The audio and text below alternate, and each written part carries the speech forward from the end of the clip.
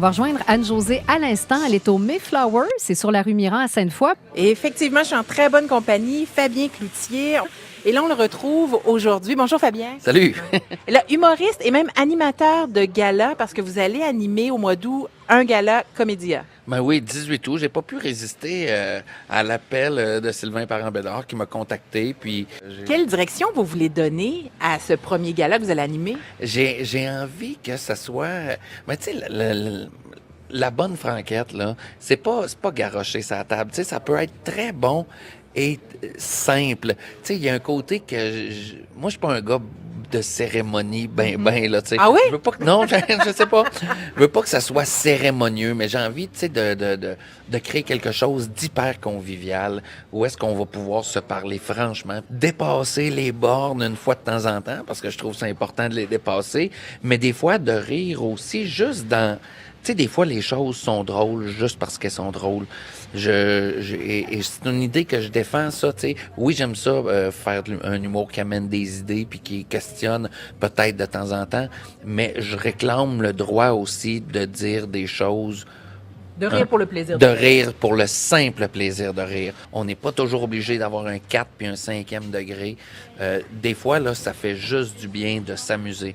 C'est sûr qu'on va picosser quand même une fois de temps en temps. Puis j'avais envie de parler avec Fabien Cloutier de Léo, parce que Léo, c'est un peu un amalgame de Scott Stand puis de Cranbourne, des pièces pour lesquelles à Québec, en tout cas, on vous a connu. Léo, c'est inspiré de cet univers-là. Qu'est-ce que ça va être exactement? Mais Léo, tu sais, au départ, là, tu sais, en me disant que je m'inspirais de Scottstown et de Cranbourne, je voulais, tu sais, je voulais qu'il me reste du nouveau à faire. C'est un gars avec un très, très bon fond. C'est un gars qui a pas terminé son secondaire 3.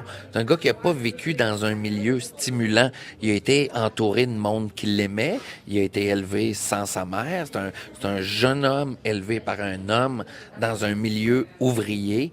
Et ça, ce personnage-là, ça me tentait de l'amener à l'écran. Je trouve que c'est pas ça qu'on voit le plus. Moi, en tout cas, c'est assez jeune. À un moment donné, là, je me disais, mais ils sont où le monde?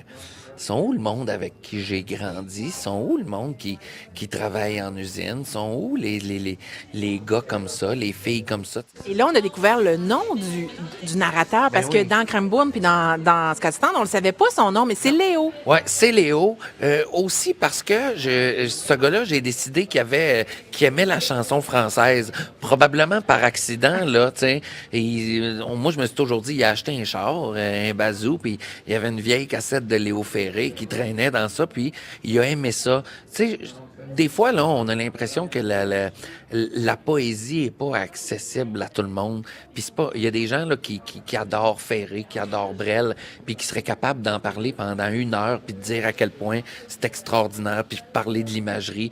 Il y a des gens qui aiment juste ça, puis qui ont pas besoin de l'expliquer, puis que ça fait juste rentrer en eux, puis ils savent pas trop pourquoi. Puis leur plaisir, c'est pas d'en parler. Leur plaisir, c'est de le recevoir. Dans un autre ordre d'idée, j'ai envie de vous parler du succès. On vous voit partout en ce moment. Ici à Québec, bien sûr, on vous connaît depuis longtemps aussi, votre carrière. Qu'on pense à Faits divers, qu'on pense à Boomerang, qu'on pense aux belles histoires des pays d'en haut.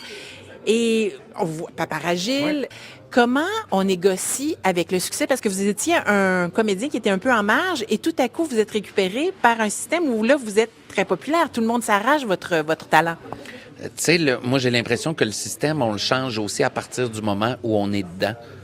Tu sais, si on veut amener quelque chose de nouveau à la télé ou si on veut amener un autre type de parole, faut aller l'apprendre. Faut répondre présent quand on nous l'offre. Sinon, on reste dans notre coin, puis on change absolument rien. On n'amène pas nos idées, on n'amène pas notre façon de faire. Fait que moi, c'est une des raisons pour lesquelles j'ai pris le train d'une certaine façon.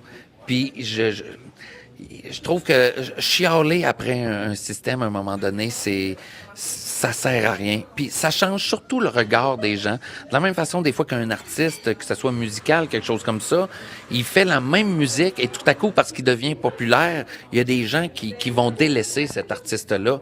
Ben tant pis pour vous. Moi, je fais la même chose avec les mêmes intentions depuis le départ. Tant mieux si ça touche des gens. J'en suis très heureux. Et j'ai pas l'impression d'avoir eu à faire des concessions, puis des compromis, puis d'avoir fait attention à qui j'étais, puis à ce que je disais. Et Catherine, Oui. on vous rejoint en studio. D'accord. Le café a l'air bon. J'entends la machine en arrière. Le café est Anne-Josée. délicieux, je dois l'avouer. Franchement, d'ailleurs, je pense que Fabien, rendu à son 4e, il est très énergique. OK. Le cappuccino du Mayflower, là, passé, ça vaut la peine. Quand je reviens à Québec, avec ça et le poulet portugais, ça va être ma place. OK.